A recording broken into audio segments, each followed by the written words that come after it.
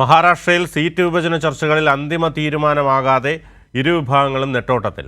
90% സീറ്റിലും ധാരണയായ NDA സഖ്യത്തിൽ രാജ് താക്കറെയുമായി ലയനം പറ്റില്ലെന്ന നിലപാട് ഘടിപ്പിച്ച് ഏകനാഥ് ഷിൻഡെ. 4 സീറ്റുകളുടെ കാര്യത്തിൽ തീരുമാനമാകാതെ മഹാവികാസ് അഘാഡിയുടെ നിർണായക യോഗം ഇന്ന്. രാഷ്ട്രീയ ചൂടിലും വെന്തുരുകി മഹാരാഷ്ട്ര. മുംബൈയിൽ നിന്നും പ്രേംലാൽ തയ്യാറാക്കിയ റിപ്പോർട്ട് കാണാം.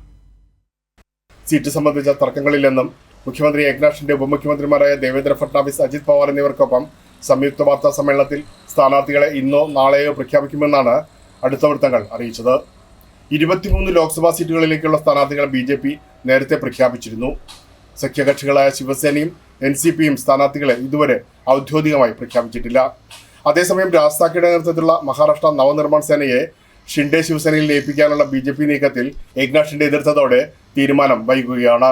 മഹാവികാസ് അഘാഡി സഖ്യത്തിൽ 4 സീറ്റുകളുടെ കാര്യത്തിൽ ഇനിയും തീരുമാനമായിട്ടില്ല. പ്രധാനമായും സാംഗ്ലി, ഭീവണ്ടി സീറ്റുകളിൽ ചൊല്ലിയാണ് തർക്കം.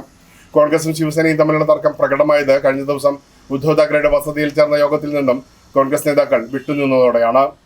പ്രകാശ് അംബേദ്കറുടെ കാര്യത്തിൽ ഇനിയും തീരുമാനമായിട്ടില്ല.